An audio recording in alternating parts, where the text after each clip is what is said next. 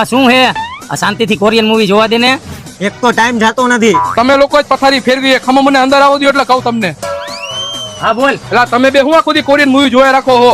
કાલ સવારે ઉઠીને ગાંઠિયાની બદલે નૂડલ્સ નો ખાતા વળી. પણ ભાઈ આ લોકો બહુ જોરદાર બનાવે છે અને બહુ હોશિયાર હોય છે અને આના બધા હીરો અમીર અને બિઝનેસમેન જેવા લાગે છે. હા તો હોય જ ને, મારા બેટા ભણે છે કેવું જોરદાર. પણ તમે ચિંતા ન કરો, આપણે ત્યાં પણ આવું જ જોવા મળશે તમને. શું વાત કરે? કઈ રીતે? અરે હા ભાઈ, આપણી આવનારી પેઢીને ધ્યાનમાં રાખીને ગૌતમ અદાણીજીએ એક નવી પહેલ ચાલુ કરી છે, જેનાથી શિક્ષણ ક્ષેત્રની કાયાપલટ થઈ જશે. અરે નો હોય ભાઈ, એવું વળી શું કર્યું? ગૌતમ અદાણીજીએ તેમના 60મા જન્મદિવસ ઉપર 60,000 કરોડ રૂપિયા દાન કરવાની જાહેરાત કરી છે, જેમાંથી કેટલોક ભાગ તેઓ એજ્યુકેશન પાછળ કરવાના છે. પ્રખ્યાત એવા જેમ્સ એજ્યુકેશન ગ્રુપ સાથે મળીને તેઓ વર્લ્ડ ક્લાસ શાળાઓ બનાવવાના છે, જેમાં ભારતના બોર્ડ સહિત વિશ્વ કક્ષાનું શિક્ષણ મળશે. આ તો જોરદાર છે ભાઈ. અને હા, આ સ્કૂલોમાં ખાલી ચોપડીઓનું જ્ઞાન નહીં પણ ગણતર પર ધ્યાન અપાશે અને અત્યારે જરૂરી એવી તમામ સ્કિલ્સ પણ સ્કૂલોમાં શીખવાડવામાં આવશે. આ સ્કૂલો ખાસ પ્રકારની ડાયનેમિક લર્નિંગ સિસ્ટમથી સજ્જ હશે, જે વિદ્યાર્થીઓને ન્યૂ એજ લર્નિંગ સ્કિલ શીખવામાં મદદ કરશે, જેથી અલગ અલગ કરિયર મુજબ તેઓ કંઈક ખાસ શીખે. એલા પણ એની ફી મોંઘી હશે ને? તેનું પણ વિચાર્યું છે સમાજના જરૂરિયાતમંદ વર્ગના લોકો માટે